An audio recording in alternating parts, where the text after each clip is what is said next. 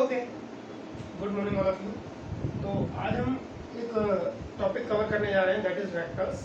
Vectors में हमारे पास क्या क्या टॉपिक्स कवर करने हैं, कहाँ हमारा वेक्टर्स यूज़ किया जाता है और कैसे हम इसके न्यूमेरिकल सॉल्व कर सकते हैं। इस चीज़ को आगे कवर करने के लिए हम यहाँ इस टॉपिक को कवर कर रहे हैं। हालांकि हमारी पिछली वाली वीडियोज़ जो हम कवर कर चुके हैं, दैट इज़ डेरिवेटिव्स की हमारी वीडियोज़ हम डाल चुके हैं और इंटीग्रेशन की भी डाल चुके हैं और कुछ एक दो वीडियोज़ हमने बीटेक वाली भी डाली हैं, ठीक है। तो अब हम आगे वेक्टर्स इसलिए कर रहे हैं क्योंकि बच्चों का काफ़ी डिमांड आ रहा था कि वेक्टर्स पे कंटेंट नहीं, तो इसीलिए हम थोड़ा सा वेक्टर्स पे फोकस करने के लिए यहाँ मैं वेक्टर का एक वीडियो रिकॉर्ड करूँगा। इसमें हमारा उतना कंटेंट कवर हो जाएगा, जैसे कि मैंने पिछली वाली वीडियोज़ में बताया था, उतना कंटेंट कवर हो जाएगा जो कि हमारे लिए रिक्वायर्ड है फिजिक्स का 11th और 12th की फिजिक्स को कवर करने के लिए, राइट। तो let's start with the vectors. First question arises in our mind कि वेक्टर्स होते क्या है। सबसे पहले हमारा क्वेश्चन यही आता है। अब अगर हम वेक्टर्स पे जाएंगे तो सबसे पहले हमारी फिजिकल क्वांटिटीज होती हैं, जैसा कि हम पहले ऑलरेडी पिछली क्लासेस में जो हमारे पास 9-10 पे रही होंगी क्लासेस, उनमें हम ऑलरेडी कवर कर चुके हैं कि हमारी क्वांटिटीज जो फिजिकल क्वांटिटीज हैं जिनमें हम फिजिक्स डिस्कस करते हैं किसी भी बॉडी का, किसी सिस्टम का, तो वो सभी हमारी फिजिकल क्वांटिटीज कहलाती हैं। और सारी क्वांटिटीज को हम डिस्क्राइब कर सकते हैं 3 पार्ट्स में, या फिर हम बाइफरकेट कर सकते हैं उनको 3 पार्ट्स में। फर्स्ट स्केलर्स, जो हम ऑलरेडी 9th क्लास में पढ़ चुके हैं, scalars, vectors and then tensors. So let's see them. So overall vectors can be divided into the 3 categories, right. First category is the scalars, second is vectors and the rest one is tensors. Well, actually ये सारी ही quantities including vectors, ये सारी ही quantities को हम क्या बोल सकते हैं, tensors। अब आप कहोगे सर ये क्या बात हो गई। जैसे भैया एक व्यक्ति है जिसका नाम मानव है, लेकिन वो ह्यूमन की कैटेगरी में है, तो हम सभी लोगों को मानव कहेंगे, मानव जाति के, चाहे मेल हो चाहे फीमेल हो, लेकिन उस बंदे का भी नाम मानव है, तो एक मानव जिसका नाम मानव है। तो उसी टाइप से हमारे पास यहाँ टेंसर्स में कैटेगरीज बनती हैं, scalars, vectors and then further tensors, right. So इसमें खास क्या है कि टेंसर हमारी वो सारी फिजिकल क्वांटिटीज को बोलते हैं जो हमारे आसपास अवेलेबल है या पॉसिबल है, वो सारी फिजिकल क्वांटिटीज। इसके अलावा सब अनफिजिकल क्वांटिटीज भी टेंसर्स में इंक्लूड कर दी जाती हैं, जिनको हम फिजिकली इमेजिन नहीं कर सकते, ठीक है। तो हम टेंसर्स पे अपना फोकस नहीं रखेंगे, हमको वेक्टर्स डिस्कस करना है। फिलहाल हम टेंसर्स की टर्म्स में इसको डिस्क्राइब कर देते हैं। तो स्केलर्स जो हैं वो हमारे क्या हैं, रैंक 0 टेंसर है। Scalar is a rank 0 tensor, whereas vectors are rank 1 tensor. And जिन क्वांटिटीज को हम प्योरली टेंसर्स बोलते हैं वो सारी quantities rank greater than 1 tensors के हमारे पास होते हैं, ठीक है। जिनका रैंक ग्रेटर देन 1 होता है वो हमारे टेंसर्स, प्योरली टेंसर्स ही वो वर्ड यूज करते हैं उनके लिए, राइट। अब इसमें रैंक क्या होता है, कैसे निकालते हैं, ये हम फ्यूचर क्लासेस में ग्रेजुएशन में हम सीखेंगे। अगर आप या तो मैथ्स ऑनर्स लेते हैं या फिजिक्स ऑनर्स लेते हैं या फिर कहीं मैथ्स में स्पेशलाइजेशन करने जाते हैं तो आपको मिलेगा, अदरवाइज नहीं मिलेगा, राइट। टेंसर्स का बहुत ज़्यादा यूज़ है आपका Einstein general theory of relativity को समझने के लिए और उसको पढ़ने के लिए। इसीलिए आइंस्टाइन की थ्योरी को आमतौर पर लोगों के बीच में इंट्रोड्यूस नहीं हो पाई है टिल 11th एंड 12th। हाँ, 12th में जाके आखिर में थोड़ा सा आइंस्टाइन थ्योरी का एक टच दिया जा सकता है, ठीक है, वो हालांकि हमारे सिलेबस में नहीं। वेल, सो टेंसर्स में scalars, vectors and tensors, these are the 3 quantities. इसमें से हमें वेक्टर्स पढ़ना है। स्केलर्स और वेक्टर्स का डिफरेंशिएशन की what are the distinction between the two, the scalars and vectors, ये हम ऑलरेडी पढ़ चुके हैं। उनको एक बार फिर से क्विक रिकैप कर लेते हैं। What are scalar quantities, the quantities which have magnitude. तो कुछ जो टीचर्स हैं जो स्पेशली 9th क्लास को पढ़ाते हैं, ठीक है, 11th क्लास को भी पढ़ाते हुए कुछ टीचर्स ये गलती कर देते हैं कि scalars are the quantities which have only magnitude, but this is not the true fact. Rather scalars vectors are the quantities which have magnitude and they may have direction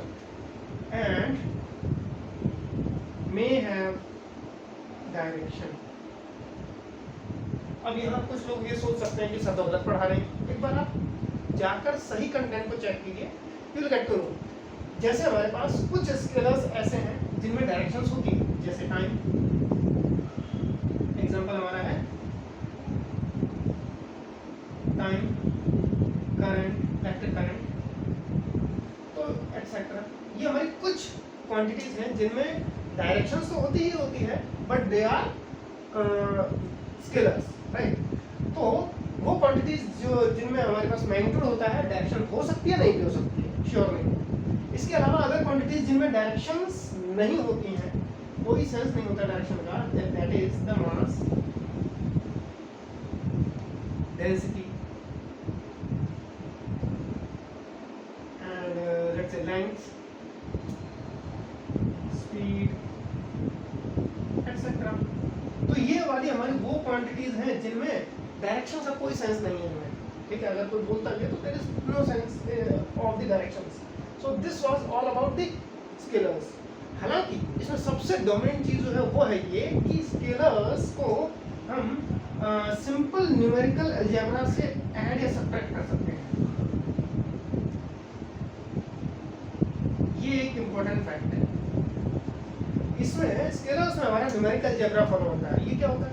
way simple जैसे numbers हमारे add subtract होते हैं, वही चीज हमारी यहाँ पे valid होती है स्केलर्स के लिए। लेकिन वेक्टर्स में खास क्या होता है, इनमें यही एक बड़ी चीज जो है वो डिफर कर रही होती है कि इनका अलजेब्रा जो होता है वो सिंपल नंबर्स की तरह नहीं होता है।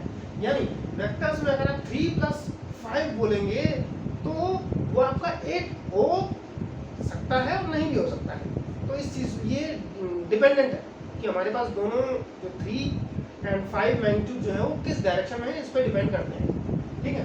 तो अब हम वेक्टर्स पे आते हैं। इसमें खास क्या होता है कि they have magnitude plus direction for sure, यानी श्योर है, ठीक है। यानी इनमें हमने बोला था कि डायरेक्शन हो सकती है, नहीं भी हो सकती, लेकिन इसमें पक्का मैग्नीट्यूड भी होगा और डायरेक्शन भी होगी, ठीक है। थोड़ी देर में हम ये जानेंगे कि मैग्नीट्यूड क्या होता है, ठीक है। वेल, तो इसमें मैग्नीट्यूड भी होता है और डायरेक्शन भी होती है। एग्जांपल्स क्या क्या हैं? इसके एग्जांपल्स आमतौर पे सभी को पहले से ही पता है, 9th क्लास से बच्चे पढ़ते हुए आ रहे हैं, इवन 8th क्लास में भी some they are introduced, right? So what are the examples? So it is displacement,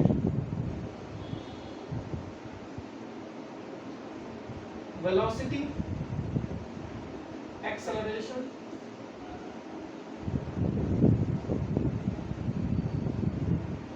momentum, force, torque, etc. मैं ज़्यादा नाम नहीं लूँगा, लेकिन कुछ ये क्वांटिटीज़ हैं जिनमें हमारे पास ये सारी क्वांटिटीज़ हमारी वेक्टर क्वांटिटीज़ कहलाती हैं, ठीक है। अब इनमें ये डिफरेंसेस जो हैं, जैसे कुछ टीचर्स ये डिफरेंसेस क्रिएट करते हैं कि they can be positive, negative वगैरह वगैरह, ये वाला डिफरेंस न लिखें तो बेहतर है, क्योंकि ये पॉजिटिव भी हो सकते हैं, नेगेटिव भी हो सकते हैं, जीरो भी हो सकते हैं। ये पॉजिटिव नेगेटिव जीरो ये श्योर है, होते ही है, क्योंकि डायरेक्शन रिवर्स करने पर नेगेटिव हो जाते हैं, जीरो अटेन कर सकते हैं, लेकिन ये नेगेटिव भी हो सकते हैं। लेकिन खास ये है कि जो नीचे वाली क्वांटिटीज है ये नेगेटिव नहीं हो सकती, ऊपर वाली क्वांटिटीज नेगेटिव भी हो सकती हैं। इसीलिए मैंने बोला था कि जब डायरेक्शन इंक्लूड होना शुरू हो जाएगी उस मोमेंट पे नेगेटिव भी हो जाएगी, ठीक है। हमें इस बात का ध्यान रखना है। वेल, सो ये हमारे पास थे। अब इनमें जो अलजेब्रा है वो कौन सा फॉलो होता है? इसमें we follow the vector algebra.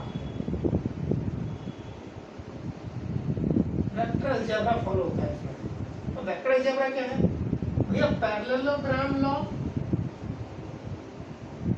Plus triangle law, ये दो लॉज हैं of additions, actually only additions के लिए। तो ये दो लॉज हैं वो फॉलो करते हैं, उन्हीं से हम इनको ऐड या सब्ट्रैक्ट करेंगे, ठीक है। सब्ट्रैक्शन का कोई सेंस नहीं बनता है वेक्टर्स में, क्योंकि subtraction is a special case in vectors. Well, तो हम आते हैं वापस मैग्नीट्यूड पर। मैग्नीट्यूड क्या क्वांटिटी है पहले हम समझते हैं।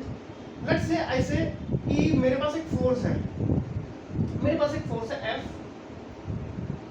वेक्टर क्वांटिटी सिंबल्स को छोड़ दो फिलहाल। Force 10 Newton is acting in east direction. East direction में हमारा फोर्स जो है वो लग रहा है। अब इसमें इंपॉर्टेंट क्या है कि 10 न्यूटन जो है ये जो मैथमेटिकल नंबर है उसमें 10 न्यूटन जो है वो है हमारा magnitude including the SI unit. कभी भी कोई आपसे पूछता है कि कोई फोर्स का एक्सप्रेशन गिवन है, व्हाट इज द मैग्नीट्यूड, तो मैग्नीट्यूड में वो मैथमेटिकल नंबर तो उसका मैग्नीट्यूड कहलाएगा लेकिन उसकी यूनिट के साथ, एंड जो डायरेक्शन है वो यूनिट लेस होती है लेकिन एक सर्टेन डायरेक्शन में होती है। तो इसीलिए हमारे पास डायरेक्शन जो है वो ईस्ट डायरेक्शन हो गई। इसको हम वर्ड्स में लिख सकते हैं। आगे चल के हमारे पास हमको इसकी नीड क्यों थी वेक्टर्स की, हमारी नई ब्रांच बनाने की नीड क्यों थी? रीजन ये था कि हर बार मैं ये थोड़ी लिखने बैठूंगा कि इतना फोर्स लग रहा है इस डायरेक्शन में, इतना फोर्स लग रहा है अपवर्ड डायरेक्शन में, इतना फोर्स लग रहा है इनटू द पेज, इतना फोर्स लग रहा है डाउनवर्ड ऑन द अर्थ। तो मैं हर बार ये वर्ड्स या टर्मिनोलॉजी कैसे यूज करूंगा? Instead I should devise some tools जिससे कि मैं ऑटोमेटिकली एक बार में सिस्टम ऐसा फ्रेम कर लूँ जिससे मुझे कुछ सिंबल्स ही पता चल जाए कि हाँ ये इस डायरेक्शन में लग रहा है फोर्स। तो वही सिंबल्स को यहाँ इंट्रोड्यूस करने के लिए हमने यहाँ इन वेक्टर्स की शुरुआत की। ठीक है, तो इतना हमारे पास वेक्टर्स रहता है। ठीक है, next topic is the unit vectors. Okay, so let's start with the unit vectors.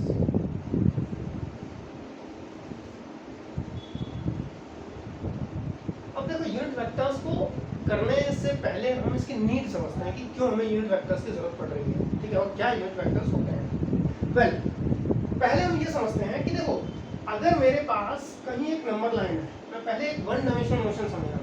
Number line पर कोई एक बंदा है, ओरिजिन पकड़ा हुआ है, ओरिजिन से वो बंदा राइट साइड में गया, लेट्स से 1 2 3 4 5 6 कुछ लेट्स से कितना यूनिट्स, दैट इज 4। कोई एक पर्सन 4 यूनिट्स तक गया राइट साइड में।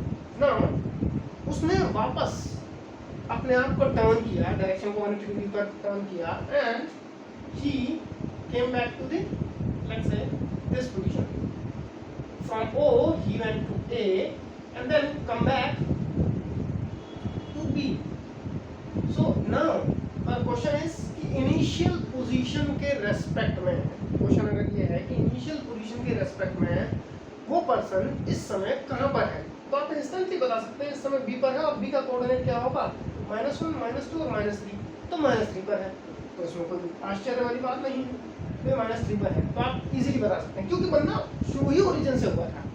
अब हम इसको वेक्टर्स फॉर्म में देखें या फिर हम समझें कि हम सिंबॉलिक फॉर्म में इसे कैसे कर सकते हैं। तो देखो एक बात कि फर्स्ट ऑफ ऑल इस बंदे का इनिशियल पोजीशन से जो डिस्प्लेसमेंट था, जिस भी डायरेक्शन में कोई बंदा स्टार्ट करता है उस डायरेक्शन को हम पॉजिटिव एज्यूम कर सकते हैं। बाय डिफॉल्ट हम इसे पॉजिटिव ले सकते हैं। जरूरी नहीं है कि आप जब नंबर लाइन रिप्रेजेंटेशन या फिर कार्टेशियन कोऑर्डिनेट वाला सिस्टम फॉलो कर रहे हैं तो हॉरिजॉन्टल वाली को एक्स एक्सिस लें और वर्टिकल वाली को वाई एक्सिस लें।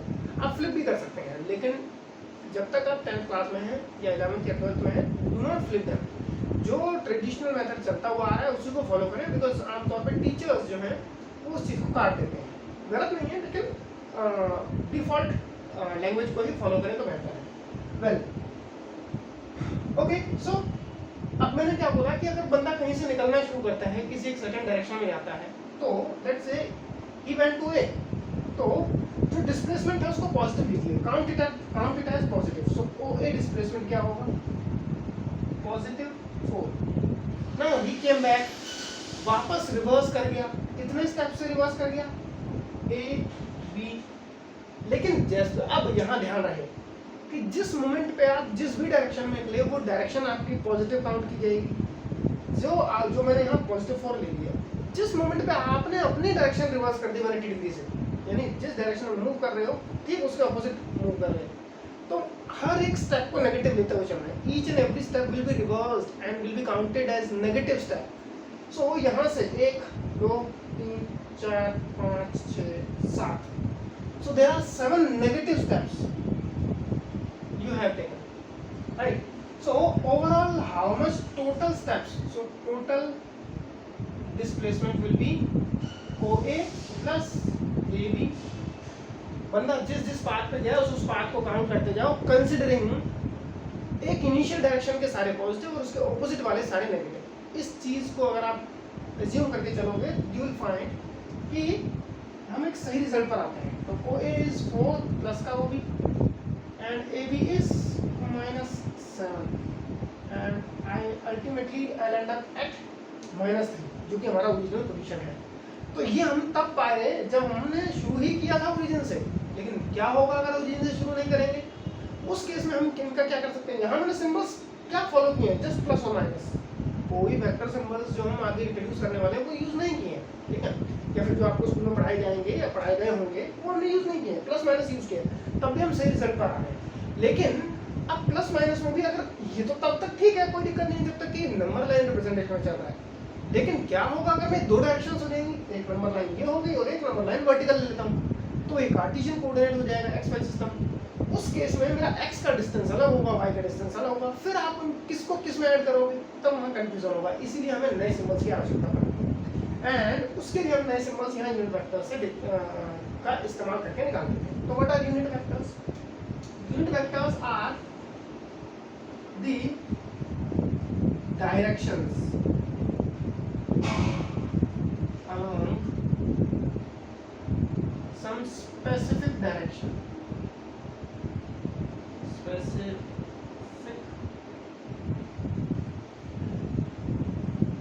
It is direction vector along some specific direction. किसी स्पेसिफिक डायरेक्शन में जो हमारा डायरेक्शन वेक्टर इसे बोल सकता हूँ मैं, ठीक है। तो ये केवल और केवल डायरेक्शन को इम्प्लाई करता है और इसका इम्पोर्टेंट ये है कि इसका वर्ड से ही हमें समझ आ रहा है कि इसका मैग्नीट्यूड जो है वो यूनिट होगा, ठीक है। हालांकि इसमें मैग्नीट्यूड वाली बात नहीं बोली है, बट ये यूनिट वर्ड जो है वो उसके मैग्नीट्यूड के लिए ही लगा हुआ है। सो अगर मैं किसी भी यूनिट वेक्टर को डिनोट करूंगा तो हम अलग अलग सिंबल्स यूज कर सकते हैं, लेकिन हैट, अब हैट क्या होता है? वो हैट लगाते हैं टोपी से, सो दैट इज फिजिक्स में या मैथ्स में हम हैट सिंबल ये वाले को बोलते हैं, this is your hat symbol, right. So कभी भी आपका कोई यूनिट वेक्टर एक्सप्रेस किया जाएगा, सो एग्जांपल एक्सप्रेस किया जाएगा, तो लेट्स से a का यूनिट वेक्टर ऑफ, इसको मैं किसी सिंबल से a और उसके ऊपर ऐसे हेड बना के दिखा सकता हूँ, या फिर कैपिटल A उसके ऊपर हेड बना सकता हूँ, या कोई और सिंबल उसके ऊपर हेड बना दूंगा, then it will be a unit vector, उसका मैग्नीट्यूड 1 होगा, ठीक है।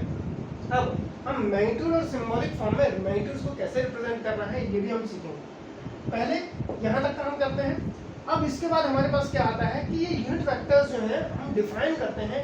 इसी क्वेश्चन को यूनिट वेक्टर्स की फॉर्म में हम कैसे कर सकते हैं? बिल्कुल डिट्टो सेम क्वेश्चन है, ठीक है। Now I am going to define some unit vector, so define unit vector along positive या फिर right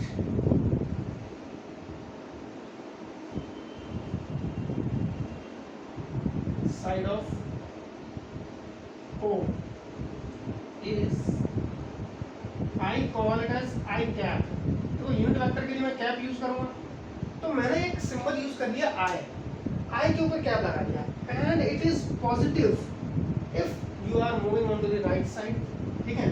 this unit vector will be counted as positive if we are moving to right side में अगर आप move कर रहे हैं, the moment you turned left, ठीक है, ठीक है, on direction reversal,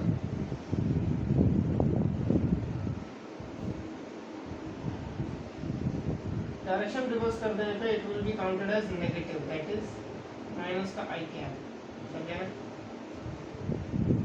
ये मेरी कंजूसी का नतीजा है, ठीक है, पीछे की तरफ जाते हैं। Well, so it is minus I cap. अगर आपने डायरेक्शन रिवर्स कर दिया उस मोमेंट पे आपका माइनस I कैप काउंट किया जाएगा। इसी न्यूमेरिकल को एक बार फिर से करते हैं। मेरे पास क्वेश्चन गिवन था कि एक नंबर लाइन पर एक बंदा O से शुरू करता है और ये कहीं A पॉइंट पर पहुंच जाता है जो कि हमारा पॉजिटिव होता है, और ये वापस जाता है तो -3 पर जाता है। तो तो he has started from this O point. So right side displacement मतलब कितना मूव किया, ठीक है, इज 0 से 4. तो 4, और ध्यान रहे यूनिट वेक्टर्स हमेशा जितना अमाउंट आप डिस्प्लेस कर गए हैं उससे मल्टीप्लाई करके आपको मिल जाता है. माने कि अगर मैं राइट साइड में 4 यूनिट डिस्प्लेस किया तो 4 यूनिट डिस्प्लेसमेंट और उसके साथ एसोसिएट कर दीजिए आप यूनिट वेक्टर, तो my unit vector will B I cap. So I can fairly write it as 4 I cap. Now A पर जाने के बाद आप रिवर्स कर दें, ठीक है, ऑन रिवर्सिंग द डायरेक्शन.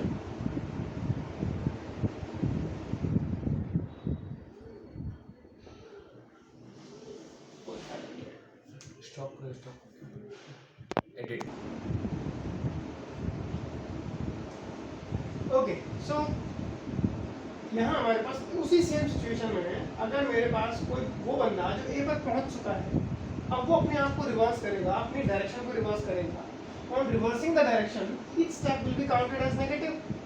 सो उस केस में हमारे पास डिस्प्लेसमेंट कितना होगा, यहाँ से यहाँ तक का, तो 7 यूनिट डिस्प्लेसमेंट था. 7 यूनिट डिस्प्लेसमेंट किया था उसने, लेकिन किस डायरेक्शन में किया था, माइनस आई डायरेक्शन में, उल्टी तरफ. And therefore it will B -7 of I, and therefore total displacement will be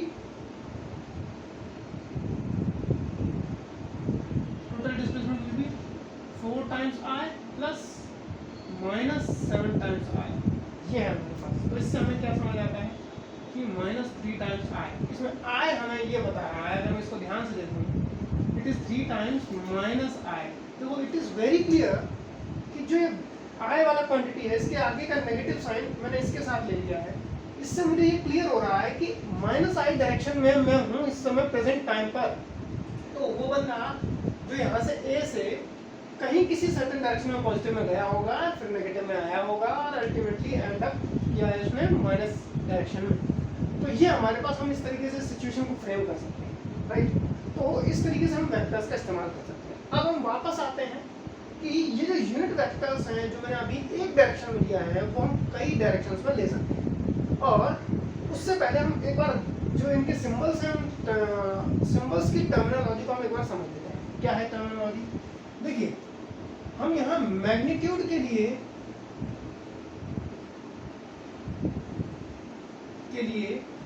किसी भी वेक्टर का मैग्नीट्यूड के लिए हम ये मॉड्स का इस्तेमाल करेंगे. कभी भी हम किसी वेक्टर का मैग्नीट्यूड निकालेंगे तो हम मॉड्स का इस्तेमाल करेंगे, ठीक है. लेकिन अगर मैं किसी वेक्टर को डिफाइन कर देता हूँ, अब क्वेश्चन अराइज होता है भैया वेक्टर डिफाइन कैसे करते हैं. तो वेक्टर का डेफिनेशन होता क्या है, सिंबल. एक्चुअली सिंबल कैसे हमारे पास हम उसे सिंबलाइज करते हैं, ये एक इम्पॉर्टेंट चीज़ है कि वेक्टर्स को हम किसी भी एक लेटर से, आमतौर पे कैपिटल लेटर इस्तेमाल करते हैं, कभी कभी स्मॉल भी कर देते हैं, ठीक है. Any letter headed by an arrow, एक एरो के द्वारा हेड कर दिया जाता है. यानी जैसे for example it is R vector, R के ऊपर मैंने एक एरो लगा दिया, और it is A vector, A के ऊपर मैंने एक वेक्टर लगा दिया, और it is let's say V velocity vector, it is acceleration vector, it is force vector, right. So we can use any symbol, any desired symbol depending on our requirement. जैसे मैंने यहाँ 2 स्मॉल सिंबल्स ले लिए, यहाँ capital भी ले लिए, ठीक है. तो हम अपने रिक्वायरमेंट के हिसाब से उनके हेड पर एक एरो लगाकर हम इसे फुल वेक्टर बना सकते हैं. वेल, इस वेक्टर में खास क्या है, वेक्टर हमारे पास जैसा कि हमने डिफाइन किया है, वेक्टर हमारे पास डायरेक्शन और मैग्नीट्यूड दोनों होते हैं. तो इस वेक्टर के अंदर ये सारे जो वेक्टर लिखे हैं इनमें 2 चीज़ें हैं हर एक वेक्टर में. इस वेक्टर में r एक इसका मैग्नीट्यूड है, तो अगर मैं मैग्नीट्यूड को mag लिखता हूँ एंड डायरेक्शन को dir लिखता हूँ, तो magnitude is nothing but r, direction is वही सिंबल, सेम टू सेम वही सिंबल यूज करना है, उसके ऊपर हेड लगा देना है, राइट. एंड देन सेम इसके अंदर a इसका मैग्नीट्यूड है और a का कैप इसका डायरेक्शन हो गया है, ठीक है. ऐसे ही इसके अंदर v इसका मैग्नीट्यूड है, v का कैप इसका डायरेक्शन हो गया है, a इसका मैग्नीट्यूड है, a का कैप इसका डायरेक्शन हो गया, f इसका मैग्नीट्यूड है, f का कैप इसका डायरेक्शन हो गया। अब यहाँ जितने भी मैंने वेक्टर्स लिखे गए हैं, इन सभी वेक्टर्स को r vector can be represented as r into r unit cap and a vector can be written as a into a unit cap, right. And इसी प्रकार से v vector will be v into v unit cap. इस तरीके से हम सारे ही vectors को express कर सकते हैं। तो ये एक्सप्रेस करना आना चाहिए। इसमें नोटिस करोगे कि इसमें हर एक जो फर्स्ट ये जो सिंबल्स मैंने यूज किए हैं बिना वेक्टर के, बिना किसी अदर हेडेड एरो या हेड के, इन सभी चीज़ों को ही हम मैग्नीट्यूड बोलते हैं। ये सिंपल वर्जन है। ये कॉम्प्लिकेटेड वर्जन जो मैंने यहाँ पे बोला है मैग्नीट्यूड, वो ये है। जैसे मैंने एक v वेक्टर का मैग्नीट्यूड ऐसे रिप्रेजेंट करते हैं, this is magnitude of vector v, right. v vector का मैग्नीट्यूड ये रहा, और इसी चीज को हम सिंपल सरल भाषा में केवल v लिख सकते हैं, बिना किसी एरो के, बिना किसी सिंबल के। तो ये भी मैग्नीट्यूड और ये भी मैग्नीट्यूड है। ध्यान रहे लेकिन इसमें कि जब हम मैग्नीट्यूड की बात कर रहे हैं, तो जब हम इस फॉर्म में किसी वेक्टर में से मैग्नीट्यूड को एक्सट्रैक्ट करते हैं, ध्यान रहे, जब किसी वेक्टर में से मैग्नीट्यूड को एक्सट्रैक्ट करते हैं, ये या ये सिंबल, तो ये हमें हमेशा एक पॉजिटिव डेफिनेट वैल्यू देता है।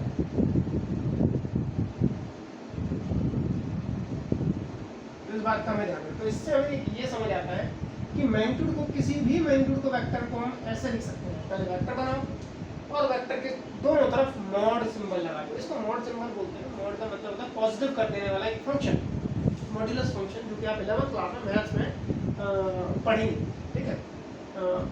तो ये हमारे पास मॉड हमें देता है, इसका मैग्नीट्यूड देता है, इसकी एक स्पेसिफिक यूनिट हो सकती है, ठीक है। अब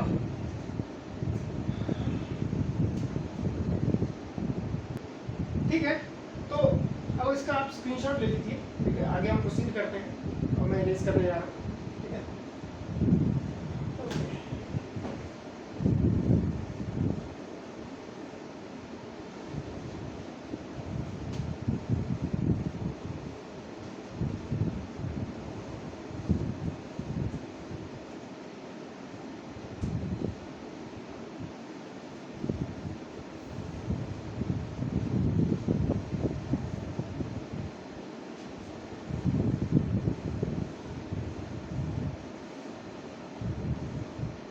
Okay, where is that?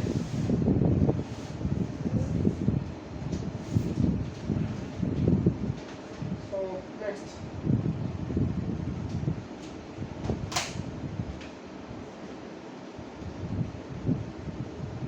Okay, so अभी हमको क्या क्या टॉपिक्स डिस्कस करने हैं। Topics are first of all negative vector,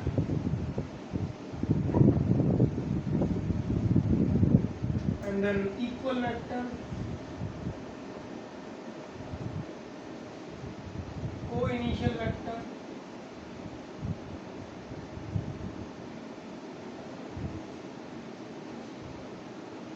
zero vector, right. तो हमें ये सारे वेक्टर्स को डिस्कस करना है। अभी हमारा ये टॉपिक है। एक इसमें एक चीज़ और भी डालेंगे हम, ये टाइप ऑफ वेक्टर्स नहीं है, प्रॉपर्टीज में काउंट करेंगे, जो कि हमारा पैरेलल ट्रांसपोर्टेशन ऑफ वेक्टर्स, ठीक है। वेल, सो अभी तक हमने क्या सीखा कि वेक्टर्स के कुछ सिंबल्स होते हैं, ठीक है, और उन वेक्टर्स को हम स्पेसिफिक एरो लगाकर या हेड लगाकर हम उन्हें रिप्रेजेंट कर लेते हैं, और हेड लगाते हैं तो उन सभी को हम यूनिट वेक्टर बोलते हैं। और खास क्या था यूनिट वेक्टर्स में कि वही यूनिट वेक्टर्स, कोई भी यूनिट वेक्टर ले लूँ, जैसे मैंने ए वेक्टर लिखा था, अगर मैं उसका मॉड निकाल लेता हूँ तो हमेशा वही आएगा, क्योंकि ये मैग्नीट्यूड है। आज यूनिट कैप का मॉड निकाल लेता हूँ तो वो वही आएगा। तो ये सभी चीज़ हम ऑलरेडी कवर कर चुके हैं। अब वेक्टर्स में ये सारी प्रॉपर्टीज करने के लिए पहले वेक्टर्स का ज्योमेट्रिकल रिप्रेजेंटेशन आना आवश्यक है, ठीक है। And the geometrical representation is कि किसी भी वेक्टर को, ठीक है, हम एक एरो से डिनोट कर सकते हैं, एक सिंगल एरो। ये वो एरो नहीं है जो कि वेक्टर के ऊपर लगाया था। अच्छा, एक बात और ध्यान रखना, कभी भी हम वेक्टर्स को लिखते हैं, जैसे ए वेक्टर है, बी वेक्टर है, चाहे ये वेक्टर हो चाहे ये वेक्टर हो, अगर मैं इस तरफ डिनोट कर रहा हूँ तो लेट्स से वेक्टर के ऊपर एरो आपने इस तरफ लगाया, और अगर ये वेक्टर का एरो इस तरफ घूम जाता है तो आप इस एरो हेड का जो वेक्टर है, वेक्टर का जो सिंबल है, उसको आप रिवर्स नहीं करेंगे। आपका इन सिंबल्स पर जो वेक्टर का डायरेक्शन है वो राइट साइड में रहेगा। इस बात का मैं ध्यान रखना है। सो let's say this is my vector A.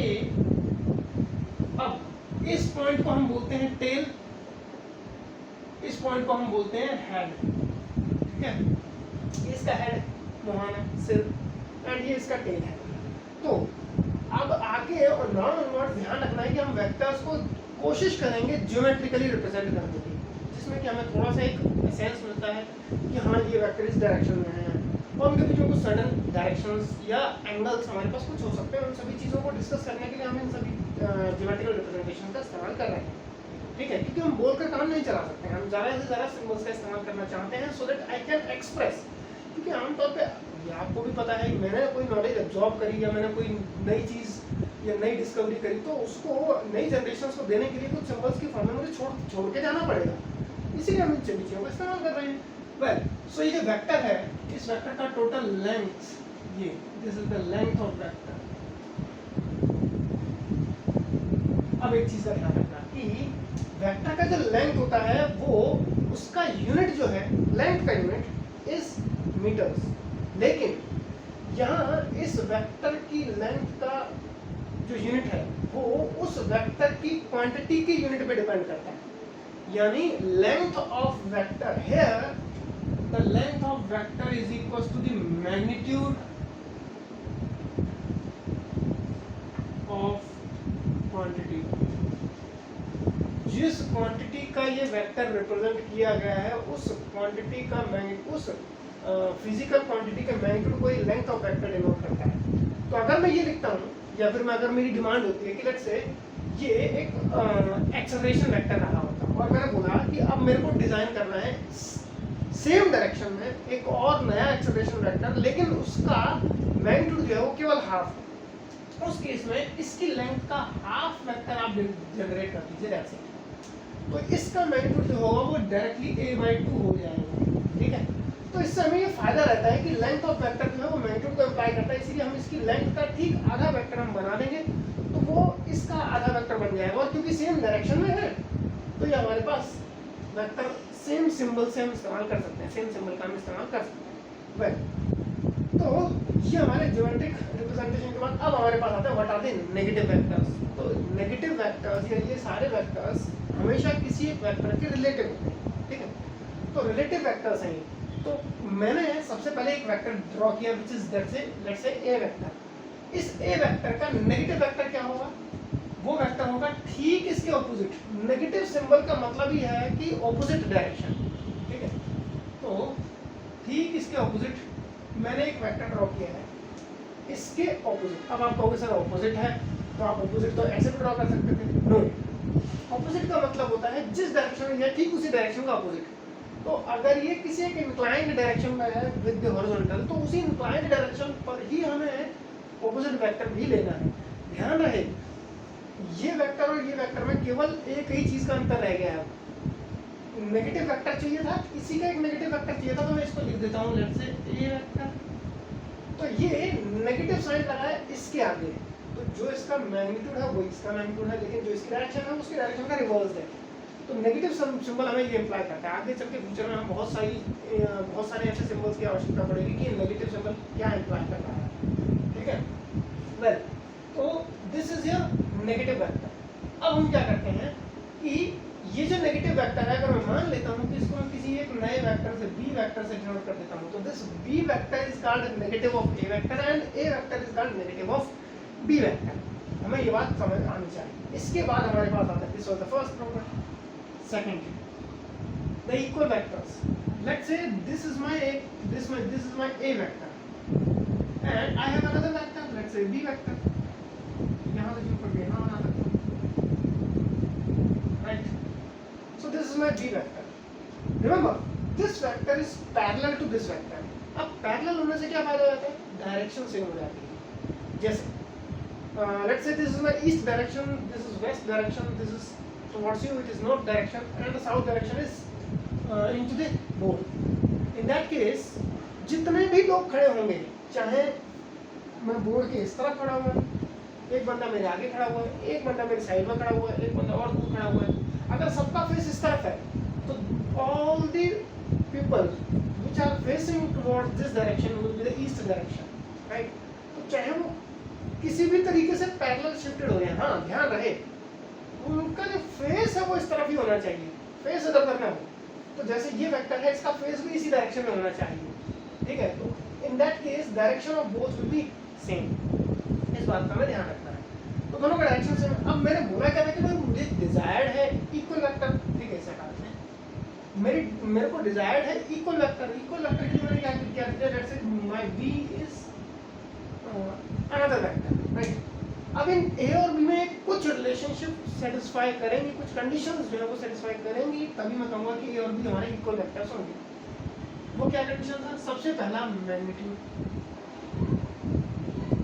यानी magnitude of A vector must be equal to B vector. पहली कंडीशन तो यही है कि length the magnitude of A vector is equal to B vector.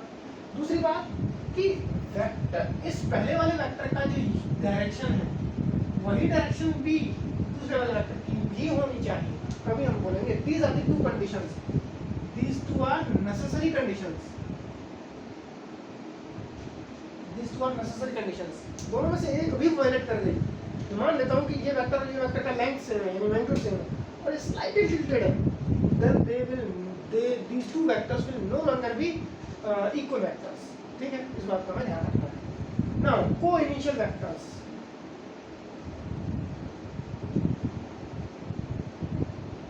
co-initial में डबल एन आता है, co-initial vectors। तो what are co-initial vectors? These are the equal vectors and these are the negative vectors, right? So co-initial vectors, जैसा कि हमें word से suggest हो रहा है, co-initial, co मींस होता है साथ साथ, जैसे co-ed स्कूल, ठीक है, साथ साथ जिसमें लड़का और लड़की एक साथ पढ़े, ठीक है। कोऑर्डिनेशन, सहभागिता निभा के काम करना। इसी प्रकार से हमारे पास co-initial, एक साथ शुरू होने वाले vectors. So the vectors are said to be co-initial if the two vectors are starting their tail point is common। मतलब ये वाला वेक्टर यहाँ से मर्ज आउट करके यहाँ तक पहुँचा है, ये वाला वेक्टर यहाँ से मर्ज आउट करके, मतलब दोनों एक ही पॉइंट से इनिशियल हुए हैं, स्टार्ट हुए हैं, ठीक है। और इस चीज़ का हम कंसेप्ट का इस्तेमाल करते हैं दो वेक्टर्स के बीच में एंगल फाइंड करने का। ध्यान रहे हम हमेशा किन्हीं वेक्टर्स को को-इनिशियल कर सकते हैं by appropriate parallel transportation. Word पर ध्यान दें, एप्रोप्रिएट मतलब सही, सुटेबल, और पैरेलल ट्रांसपोर्टेशन मतलब, अब ध्यान रहे यहाँ पैरेलल ट्रांसपोर्टेशन में फिर से लिख दूंगा, ठीक है, और बता भी दूंगा, लेकिन ध्यान रहे कि parallel transportation is always allowed in vectors. कहने का मतलब कि अगर मैं इसको ऊपर तक लेकर जाता हूँ पैरेलली, यू शिफ्ट करता हूँ या यू शिफ्ट करता हूँ, पैरेलल अलाउड है। इस वेक्टर को जो ये वेक्टर था इसको आगे की तरफ पैरेलली शिफ्ट कर देता हूँ तो still this vector will remain same. इसी वेक्टर को थोड़ा सा पीछे खिसका देता हूँ, this vector will remain same. हाँ, ये अलग बात है कि वेक्टर को पैरेलल शिफ्ट कर देने का मतलब, अगर आप ये समझते हैं कि फिजिकल क्वांटिटी को पैरेलल शिफ्ट कर देना, वो नहीं। यहाँ हम सिंबल्स को कुछ रिजल्ट्स पाने के लिए हम इन वेक्टर्स को पैरेलली शिफ्ट कर सकते हैं। जैसे दो वेक्टर्स के बीच में एंगल पता लगाने के लिए तो हम पैरेलल शिफ्ट कर सकते हैं such that they are common, they are starting with the common point, that is they are co-initial vectors। उस केस में हम एंगल पता लगाने के लिए हम इनको पैरेलली शिफ्ट करते हैं, तो पैरेलली हमें शिफ्ट करना होना चाहिए, ठीक है। वेल को-इनिशियल वेक्टर्स जो एक ही पॉइंट से शुरू होते हैं, कोई भी दो वेक्टर्स हो सकते हैं, let's say A vector, let's say B vector, they can have any magnitude, right, okay. Zero vectors, now fourth point is the zero vector. Unfortunately मैं जीरो वेक्टर को डिनोट नहीं कर सकता, बिकॉज जीरो वेक्टर का मतलब ही ये है कि magnitude of that vector is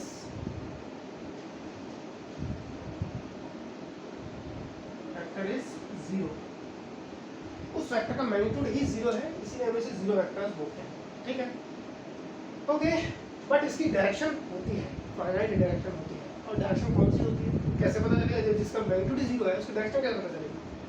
तो उसमें कोई बड़ी बात नहीं है, जो जिस वेक्टर का आप डिस्कशन कर रहे हैं उस वेक्टर के corresponding there is always 0 vector. तो हमेशा 0 किसी भी वेक्टर के करस्पॉन्डिंग 0 वेक्टर हमेशा एग्जिस्ट कर रहा होता है, and that 0 vector can be added और सबट्रैक्टेड फ्रॉम एनी वेक्टर और to any vector, right? Okay, now parallel transportation बता दिया गया। नेक्स्ट टॉपिक क्या? Polar and axial vectors. So there are some more vectors, type of vectors नहीं, there are some more vectors called polar vectors.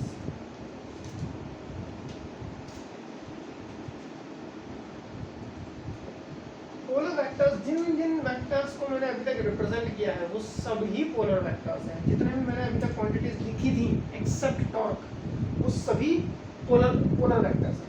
Pole means एक point से कोई चीज का शुरू होना, यानी polar vectors that is displacement.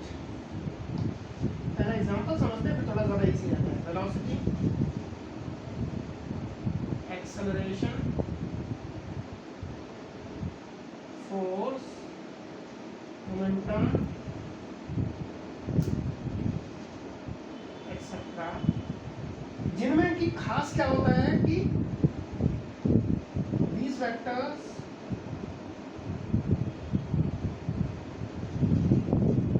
are acting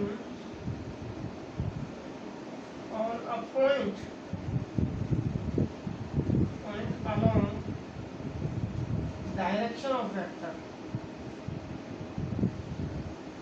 जो भी हमारे पास जिस वेक्टर को मैं एक्सप्रेस कर रहा हूँ, जैसे फोर्स है, तो लेट्स से कि मेरे पास ये मार्कर है और मार्कर में मैंने फोर्स इस डायरेक्शन में लगा रखा है, तो एक सर्टेन डायरेक्शन है, उसी डायरेक्शन में ये फोर्स का इम्पैक्ट बनेगा, ठीक है?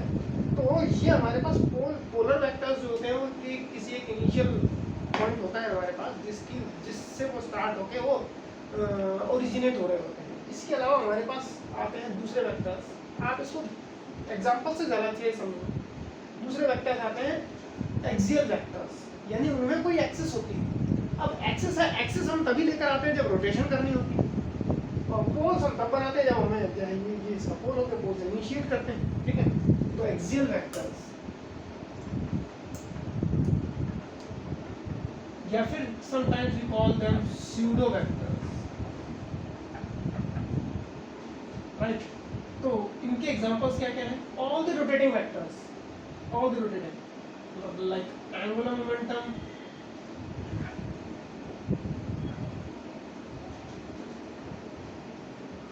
torque, etc. मैं दो एग्जांपल दूंगा, ज़्यादा नहीं दूंगा। तो ये ऐसे वेक्टर्स हैं जिनमें हम रोटेशन करके कुछ नए वेक्टर्स बनाते हैं, right? So these are the vectors which are caused by the rotation or formed by the rotation of two vectors, generate होते हैं क्रॉस प्रोडक्ट के थ्रू। तो इसीलिए हम इन दो वेक्टर्स का यहाँ पे कुछ एग्जांपल ले रहे हैं। और स्यूडो ने इसलिए बोलते हैं क्योंकि एक्चुअल में ये हमारी जो ये सारी प्रॉपर्टीज हैं इनको तो फॉलो करते हैं, लेकिन एडिशनली कुछ और प्रॉपर्टीज भी फॉलो करते हैं, वो हम बाद में देखेंगे, ठीक है? फिलहाल हमारे लिए इतना जानना जरूरी है कि एग्जाम्पल्स क्या क्या हैं, ठीक है? और जो कॉमर्स वाले बच्चे अगर इस वीडियो को देखेंगे या देख रहे हैं तो उनके लिए मैं बता दूँ, ये ज़्यादा जो हैवी वर्ड्स हैं इनमें हमें ज़्यादा जाने की ज़रूरत नहीं, ये एग्जाम्पल्स हैं, इनमें भी जाने की ज़रूरत नहीं है। मैथ्स वाले बच्चे या प्योर मैथ्स जो पढ़ना चाहते हैं वेक्टर्स में, वो पोलर वेक्टर या एक्सियल वेक्टर्स को अभी फिलहाल के स्किप करके चल सकते हैं, कोई दिक्कत नहीं, ठीक है? Okay, the next point, algebra of vectors.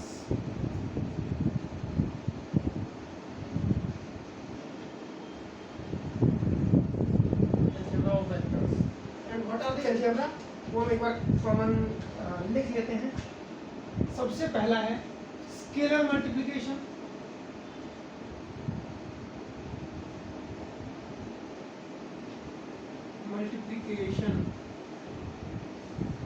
दूसरा है कम्यूटेटिविटी, डिस्ट्रीब्यूटिविटी। सो एक एक करके हम एक बार समझ लेते हैं। Scalar multiplication, so what is scalar multiplication to the vectors? So let's say मेरे पास एक वेक्टर है ए, एंड इस वेक्टर को मैं किसी भी एक नंबर से मल्टीप्लाई कर सकता हूँ which is a scalar number and this is a vector, then I will be having a B vector. अब मतलब समझते हैं इसका। देखो मेरे पास ये एक वेक्टर था, मैंने बोला इसका आधा वेक्टर है, तो इसमें देखो a/2 कर दिया मैंने, राइट। सो इसका जो हाफ लेंथ है, यानी इसका जो हाफ, इसको मैं ऐसे लिख सकता हूँ हाफ ऑफ ए वेक्टर। तो हियर यू कैन सी कि ये हाफ जो है ये एक स्केलर नंबर की तरह एक्ट कर रहा है। तो यानी इसको, ये जो हमारा है ये स्केलिंग करने के काम होता है, it is used to scale the vector. अब स्केलिंग का क्या मतलब होता है? स्केलिंग का मतलब होता है लेंथ को हटाना, मैग्नीट्यूड को घटाना या बढ़ाना, डायरेक्शन अनअफेक्टेड रहती है। इसको मैंने दूसरा नया वेक्टर बी मैंने इसलिए सिंबल दिया है क्योंकि डायरेक्शन तो वही रहेगी इन दोनों में खास क्या होगा इसके केस में कि ए का जो डायरेक्शन है वही डायरेक्शन बी का भी है, लेकिन मैग्नीट्यूड अलग हो गया, बस इस वजह से मैंने अलग सिंबल यूज कर लिया है। And therefore scalar multiplication is always allowed. तो हमारे पास सिंपली हम मल्टीप्लाई कर सकते हैं किसी भी वेक्टर से किसी स्केलर नंबर को। दूसरा प्रॉपर्टी क्या है कि it is additive in nature, right. तो कम्यूटेटिविटी फॉलो करता है, a प्लस बी, यानी कोई भी दो वेक्टर a और b दोनों को ऐड कर दिया तो आगे पीछे अगर आप इसे ऐड कर लेंगे तो कोई दिक्कत नहीं होगी, सेम रहेगा। इसे बोलते हैं कम्यूटेटिविटी, कम्यूट करना, कम्यूटेटिविटी ऑफ वेक्टर्स, राइट, है ना। Third associativity. एसोसिएटिविटी क्या है भैया? पहले आपने ए वेक्टर दिया, उसमें आपने बी वेक्टर दिया, फिर आपने उसमें सी वेक्टर ऐड कर दिया, या फिर आपने क्या किया, पहले बी वेक्टर दिया, उसमें सी वेक्टर पहले ऐड कर दिया, उसके बाद आपने ए में ऐड किया, आगे पीछे कर दिया, तो एसोसिएटिविटी फॉलो करती है। लेकिन ये दोनों ही प्रॉपर्टीज जो हैं ओवर द एडिशन है,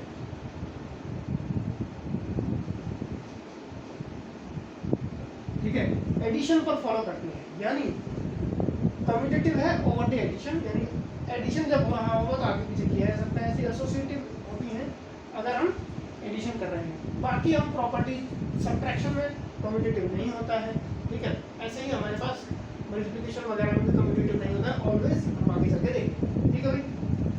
okay, so there is one more thing that is the zero vector, fourth.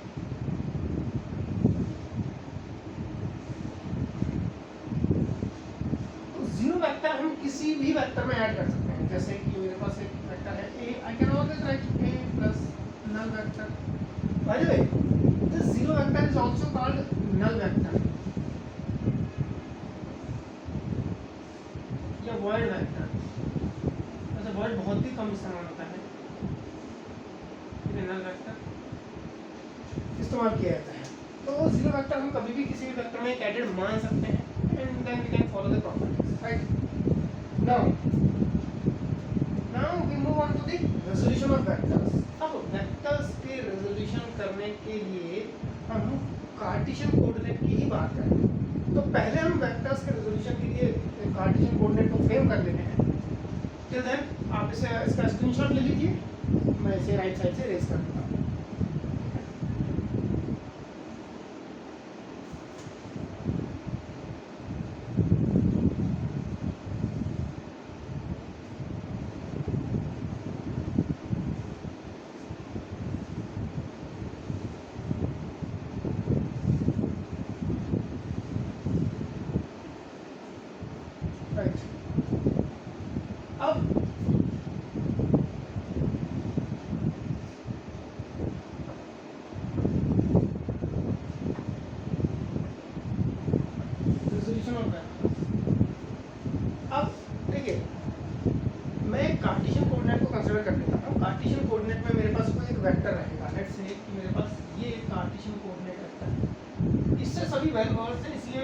Consider कर रहा हूं एंड इस कार्टेशियन कोऑर्डिनेट में मैंने एक वेक्टर ले लिया है, ठीक है, और वो वेक्टर लेट से ये एक नया वेक्टर रहता है। अब क्योंकि जब मैं कार्टेशियन कोऑर्डिनेट में आ गया हूं तो यहाँ वेक्टर्स में कुछ नई टर्मिनोलॉजी भी इस्तेमाल होती हैं, फिजिक्स में इस्तेमाल होती है, ठीक है। हालांकि मैथ्स वाले बच्चे जो हैं उनमें भी थोड़ी थोड़ी कभी कभी किसी किसी जगह पे इस्तेमाल होगी वो, लेकिन बहुत रेयर है, लेकिन फिजिक्स वालों को तो बहुत ज़्यादा ज़रूरी है जानना। सो रेजोल्यूशन ऑफ वेक्टर्स जानने से पहले हम, क्योंकि मैंने ये वेक्टर बनाया है, तो there is something called position vector.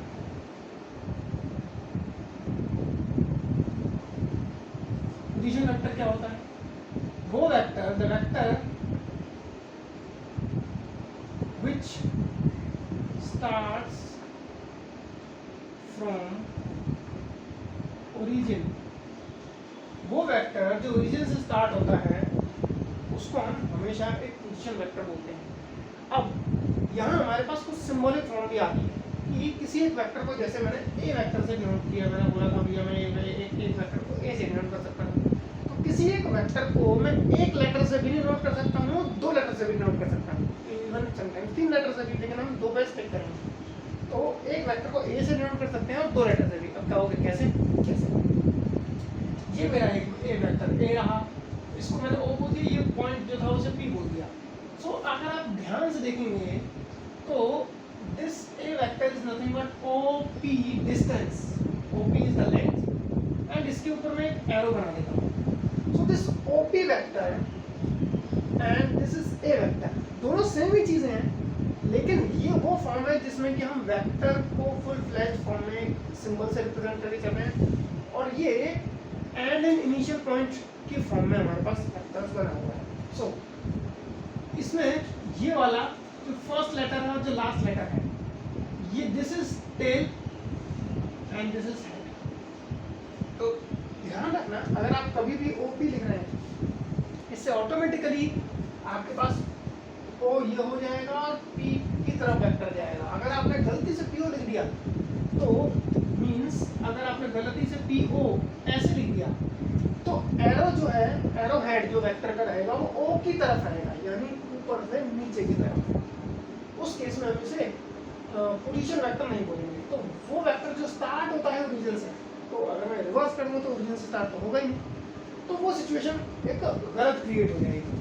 इसीलिए हमारे पास टेल हमारे पास रहता है इनिशियल यानी ओरिजिन पर रहता है, और हेड जो है वो किसी एक सर्टेन पॉइंट की तरफ पॉइंट कर रहा होगा, तो हम उसे एक ओपी वेक्टर या पोजीशन वेक्टर बोल सकते हैं। ठीक है, अच्छा अब डिस्प्लेसमेंट वेक्टर, मैं इसको इरेज कर दूं।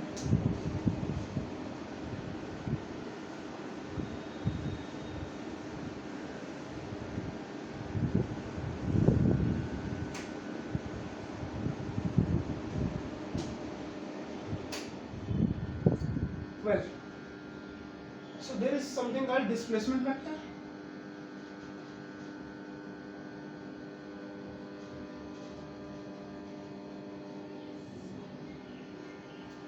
डिस्प्लेसमेंट वेक्टर को हम यहाँ डिनोट कर सकते हैं किसी भी किन्हीं दो सिंबल से, ए बी, इस काइंड का।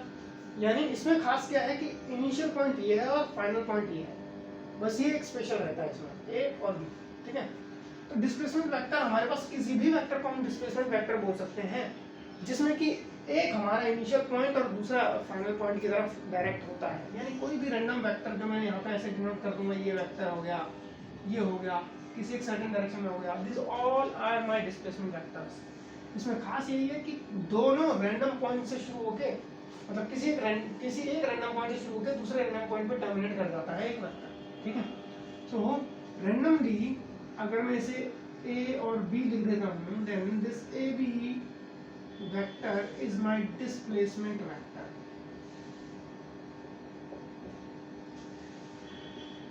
This is my displacement vector. Now if I ask, क्या कंडीशन है कि डिस्प्लेसमेंट वेक्टर टर्न अप कर जाए पोजीशन वेक्टर में? किस कंडीशन में मैं इस डिस्प्लेसमेंट वेक्टर को पोजीशन वेक्टर बना सकता हूँ? गेस करो, सोच के देखो कि इसका टेल पॉइंट को, if tail point is shifted to origin, then this vector which is displacement vector will become, क्या हो जाएगा, पोजीशन वेक्टर, राइट। तो ये हमारा एक पोजीशन वेक्टर हो जाएगा, ठीक है। इस तरीके से हम डिस्प्लेसमेंट वेक्टर्स और पोजीशन वेक्टर्स को डिस्टिंग्विश कर सकते हैं। तो यानी कोई भी जनरल वेक्टर हमारे पास किन्हीं दो पॉइंट्स के बीच में हमेशा डिस्प्लेसमेंट वेक्टर कहलाता है, और वो वेक्टर या कोई भी जनरल वेक्टर उसका अगर हम इसके टेल को शिफ्ट करके समहाउ ओरिजिन तक ले जाएं तो हमारा क्या कहलाता है, पोजीशन वेक्टर कहलाता है। अब इस वेक्टर को कैसे शिफ्ट करके यहाँ लेके जाओगे, पैरेलल ट्रांसपोर्टेशन समझो। इसको ऐसे उठा के लेके गया और ऐसे ही लेके जाऊंगा, देखो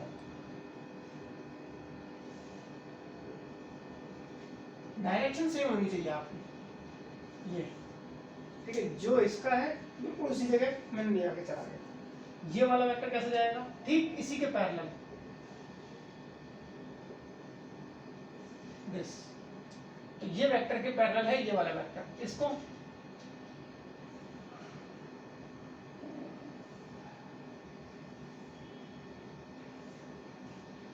लाइक दिस। तो इसके पैरेलल ये वाला वेक्टर मैंने ट्रांसपोर्ट कर लिया by making the equal lines, ठीक है। तो मैं एप्रोप्रिएट पैरेलल ट्रांसपोर्टेशन आराम से हमेशा कर सकता हूँ, ठीक है। तो इस तरीके से हम दो वेक्टर्स को डिफाइन करते हैं। अब हम आते हैं रेजोल्यूशन ऑफ वेक्टर्स पे। तो रेजोल्यूशन कर कह सकते हैं, क्या रेजोल्यूशन ऑफ वेक्टर्स होते हैं, कैसे हम इसको बताते हैं या डिफाइन करते हैं, इन सभी चीज़ों को जानने के लिए हम पहले एक वेक्टर को डिनोट करते हैं इन कार्टेशियन फॉर्म, ठीक है। This is x y and origin. Let's say this is my vector O, P vector. This is my OP vector, and next it is I denoted this vector as A, right? So इसका जो ये initial point जो है ये P point, it will be having some coordinate with respect to x, and I call this as ax distance, and it must be having some y, similar y coordinate, this, and therefore coordinate of this point I can always express ax comma ay, right? Now maths वाले student के लिए सबसे important point यहीं से शुरू होता है। these ax and ay जो यहाँ से यहाँ को ज्वाइन करने वाला है, यानी एक पोजीशन वेक्टर के लिए जो हमारे इनिशियल पॉइंट तो सेम ही रहेगा, लेकिन फाइनल पॉइंट या फिर जो इनिशियल पॉइंट ये वाला ये कहीं हो सकता है, लेकिन जो टेल है वो हमने फिक्स कर दिया है कि ओरिजिन पर ही है। उस केस में these two quantities are called direction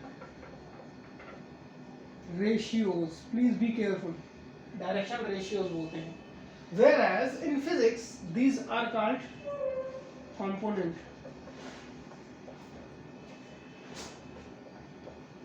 of vector A, components of vector A, इसी वेक्टर ए के कंपोनेंट्स। लेकिन अब ये वेक्टर ए बना कैसे, अब वही वाली बात फिर से वापस रिकॉल करो।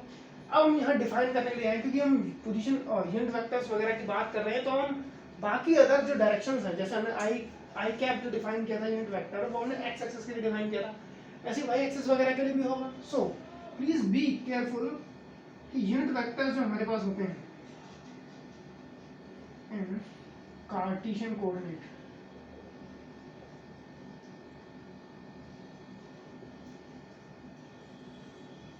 so along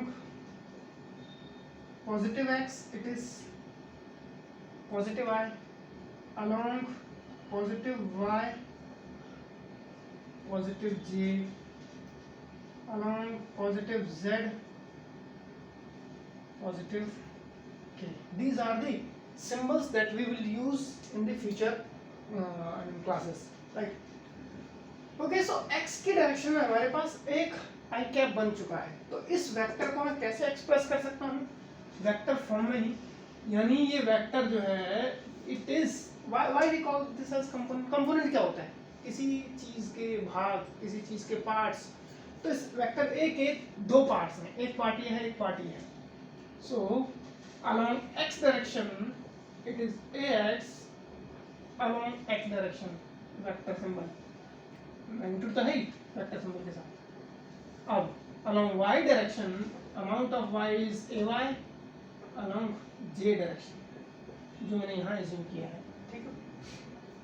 तो इस तरीके से मैं इस वेक्टर को एक्सप्रेस कर सकता हूँ। So this is my vector. Now question arises, how can I find the magnitude of this vector, magnitude, or you can say the length of this vector. As you can see, this is always making my triangle, right? So in that case, the length of this vector will be nothing but this is simply ay. So it is the magnitude, मैंने बोला था आपको, is the magnitude of a vector. So this magnitude can be find, the length of this vector can be find by Pythagoras theorem, ax square plus ay square. Please be careful, यहाँ मैंने कहीं पर भी vector symbol नहीं दिया, i j वगैरह नहीं दिए, तो हमको वो नहीं लेने हैं, ठीक है. So this is my magnitude of this vector a. इस तरीके से हम इसका magnitude को एक्सप्रेस कर सकते हैं. This is vector form, vector component form, right, where ax ay are components. Okay, so and this vector is making angle theta with the positive x axis. आगे चल के फ्यूचर में हम कभी भी एंगल्स वगैरह निकालेंगे तो कोशिश करेंगे कि हम x एक्सिस के साथ ज़्यादातर वेक्टर्स को x एक्सिस के साथ कितना इंक्लिनेशन है उसी से हम मेजरमेंट करेंगे.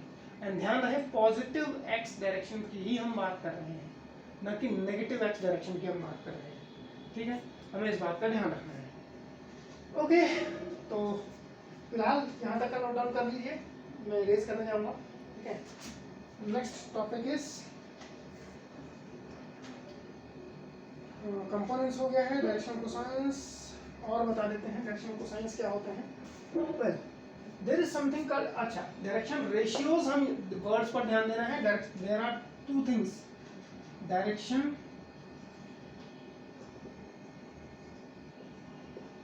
कोसाइन रेशियोज, जिनको कि हम इस ए वेक्टर के लिए ax ay, और मान लो 3D में रहता है मामला तो ये z भी रहेगा भाई, ये रहता है. तो these are called direction ratios which are nothing but the components, ठीक है. But there is something called direction cosines. Direction cosines को हम मैथ्स में, अब यहाँ ध्यान देने योग्य बात है मैथ्स वाले बच्चों के लिए कि मैथ्स में डायरेक्शन कोसाइंस को हम एल एम एन से डिनोट करते हैं. And how can I find the direction cosines, ध्यान दो यहाँ पर एल डायरेक्शन कोसाइंस. अब ये एलिमेंट है क्या, करस्पॉन्डेंस है, ये ध्यान रखना इसकी, यानी x का करस्पॉन्डिंग, x डायरेक्शन के corresponding there is something called direction cosine, ठीक है. y डायरेक्शन के corresponding there is something called direction cosines along y direction. तो हम यहाँ इनको इजी तरीके से डिफाइन कर रहे हैं. तो कोसाइन वर्ड जो आ रहा है वो मैं किस चीज के लिए डिनोट कर रहा है. अब यहाँ 3D में देखो ध्यान से, ये है मेरे पास, जस्ट इमेजिन कि मेरे पास इस रूम का एक कॉर्नर पॉइंट ये वाला हो जाता है. This, let's say this is your x direction, y and z. तो दीज आर 3 डायरेक्शंस. तो यही मैंने यहाँ पे डिनोट कर रखा है. Let's say this is my x, y and z, वही हमारा ऑब्वियस. अब मैंने क्या किया है, एक ये वेक्टर ले लिया है, एंड देन लेट्स से कि क्योंकि मैं ए की फॉर्म में बात कर रहा हूँ तो ए वेक्टर मेरे पास ये रहता है. तो एक्स एक्सिस के साथ ये वेक्टर मेरे पास अल्फा एंगल बना रहा होगा, वाई एक्सिस के साथ हो सकता है ये बीटा एंगल बनाए, और जेड एक्सिस के साथ हो सकता है ये गामा एंगल बना दे, राइट. तो एक वेक्टर जो आप किसी भी एक रूम से स्टार्ट करें, जैसे मैंने यहाँ पर एक रूम लिया था, तो एक उस रूम के कॉर्नर से बीच में से होकर कोई एक लाइन जा रही है, तो कोई भी एक इंक्लिनेशन रख सकती है वो लाइन, ठीक है. मतलब एक्स एक्सिस, तो आप इमेजिन कीजिए कि जो ग्राउंड फ्लोर है उसके साथ कुछ एक इंक्लिनेशन रह सकता है, सामने वाली इस वॉल के साथ भी कुछ एक इंक्लिनेशन रह सकता है, और इसके साथ भी. जरूरी थोड़ी है कि किसी एक वॉल के अंदर ही वो, ठीक है. तो इसी हिसाब से मैंने तीनों एंगल्स को अज्यूम कर लिया, तीनों एक्सिस के साथ मेरे पास क्या क्या करस्पॉन्डिंग एंगल्स बना रहा है. इसी तरीके से हम इस L को डिफाइन करते हैं. L is defined as cos alpha, the angle made with the x axis, the cosine angle made with the x axis, right. And this L is defined as ax divided by ax का square, ठीक से लिख दिया भैया, ay का square ए Z का square, right. And actually ये L का वैल्यू प्लस माइनस फॉर्म में आता है, ठीक है। तो वो डिपेंड करता है कि आपके पास यहाँ क्या क्या वैल्यूज हैं उसके नेचर के हिसाब से। पॉजिटिव मैंने तो पॉजिटिव में रखना, नेगेटिव में तो नेगेटिव में, ठीक है। और ये हम आमतौर पे हम कोशिश करते हैं कि अगर हमारा first quadrant, second quadrant, quadrant बोल रहा हूँ सॉरी, ऑक्टेंट, 3D में है तो ऑक्टेंट वर्ड हमें यूज़ करना चाहिए, ठीक है। तो जिन लोगों को ये चीज़ समझ नहीं आई है उनके लिए अलग से आखिर में एक इमेजिनेटिव एक वीडियो डाल दूंगा मैं, ठीक है, नेक्स्ट वीडियोस में, जिसमें मैं एक्सप्लेन कर दूंगा कि किस तरीके से हमारे पास ये 3 डायमेंशनल सिस्टम ऑक्टेंट बना रहा है। क्योंकि जो लोग 11th में अभी भी आए हैं उनको तो पता ही नहीं है ऑक्टेंट क्या है, तो उनके लिए हम बना देंगे, ठीक है। So this is my direction cosine and m is cos beta, and similarly a of y divided by simply ax का square, ay का square, az का square root and n the last one cos gamma az।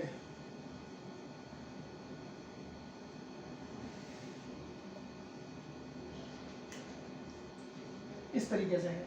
अगर हम right side को, तीनों की ही right side को अगर हम ध्यान से देखें तो हम ये पाते हैं कि यदि मैं l का स्क्वायर, m का स्क्वायर, n का स्क्वायर यानी cos square alpha, cos square beta, cos square gamma, यदि मैं इसको ऐड कर लेता हूँ लेफ्ट हैंड साइड्स को, तो राइट हैंड साइड में अगर आप स्क्वायर करके ऐड करेंगे तो ax का स्क्वायर, ay का स्क्वायर, az का स्क्वायर ऊपर ऐड होने के बाद एलसीएम नीचे का सेम ही रहेगा, उस केस में हमें ये 1 दे देगा।